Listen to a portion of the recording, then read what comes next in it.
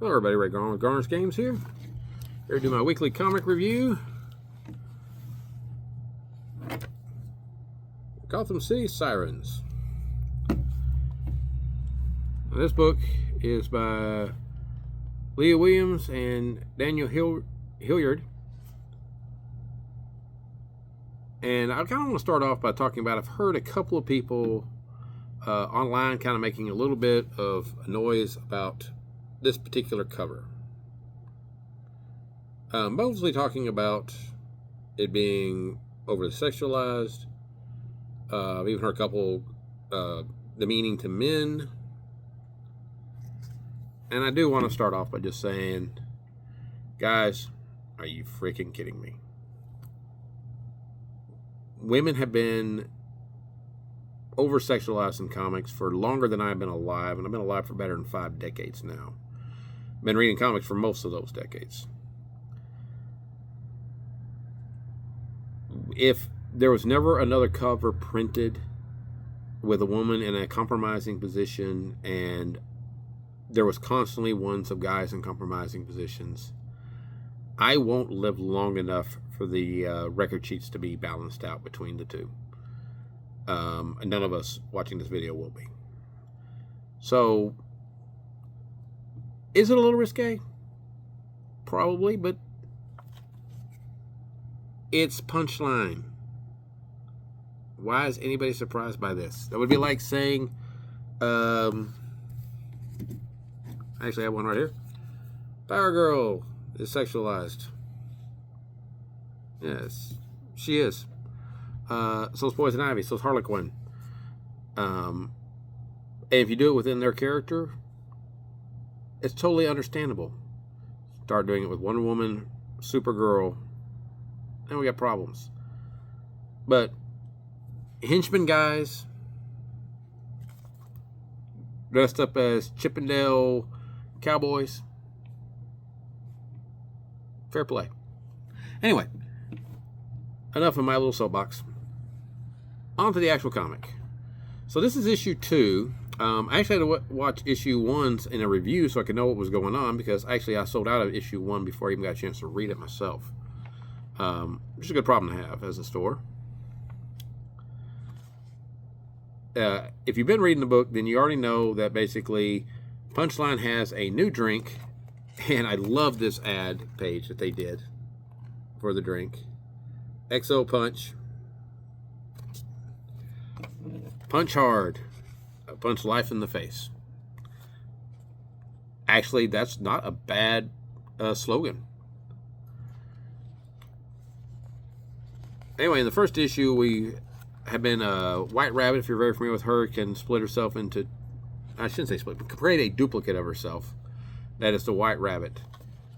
Well, we find out here that Punchline's guys have captured her, and Harley, Selena, the actual real human half of White Rabbit, and Ivy are all planning a rescue mission.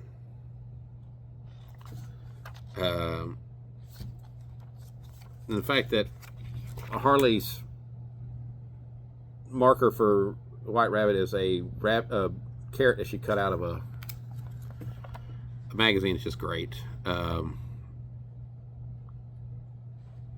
It's just not very set forward with the person who actually is White Rabbit's other half.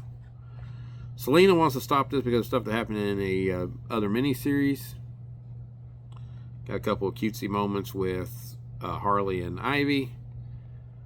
A little bit of basically plugging the juice into White Rabbit. And the girl, I wish I could remember her name because I'm not familiar with this character very well. Who's the human half of White Rabbit, has lost contact after the medicine. But because Punchline is telling everybody on social media where deliveries are going and everything else, Ivy doesn't even have to look it up. Harley figures out where it's going next, and it's going to this local convenience store. So they go there to basically get him to cancel the shipment so they can ride back in the truck after they knock out the delivery guys.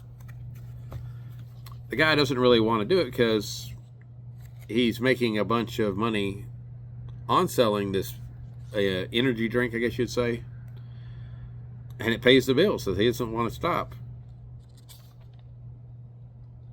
And it goes to a deal where he basically is more interested in Ivy than Harley flirting with him, and he's interested in the money. So Selena offers to give him a check for 10 grand to do it, and then he wants a kiss on the forehead from Ivy to seal the deal, which Ivy gives Harley a hard time about, being jealous over him liking her more than than Harley. They take out the guards through the various means that are appropriate for them. They stow away in the truck, and they dress up as cowboys, or cowgirls, I should say. And I love the fact that the reason why they're dressed up like this is because the nasty boys that work for Punchline dress up like cowboys. So they're dressing up like cowgirls, and when Selena asks, "Where did you get these outfits?" her response is, "My closet." The concept that Harley has outfits for her and Ivy to dress up as cowgirls doesn't even sound out of the, not even in the realm of possibility. It sounds appropriate that she would have that. My question does come: why does she have a cowgirl suit for Selena? That's a little core question mark. Again, that's even not outside the realm of possibilities. We do find out, though, that through her equipment, that Punchline can see what the zombies on her drink can see. So she sees that the girls are in the truck. They get there, ready to fight their way out.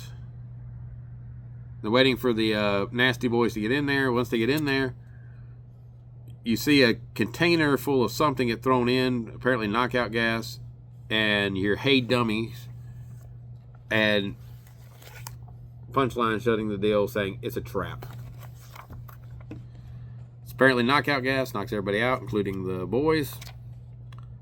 And our heroines wake up in an extremely hot cage, asking, why is it so hot in here? It's like, well, something's burning. It's us, is how Harley ends it. To be continued. It's a good, quick, simplistic read. It's a lot of fun. I love the fact they're dipping into this, more online presence that Punchline seems to be mainly focused on. And I think the book does a really good job of telling the story, with Punchline being the main villainess, and really being able to catch, three, supervillains off guard, because they don't really know what they're getting into, because they're not the world's greatest detectives. They're more, especially Harley, is much more into just smashing things with a hammer and hoping it works out.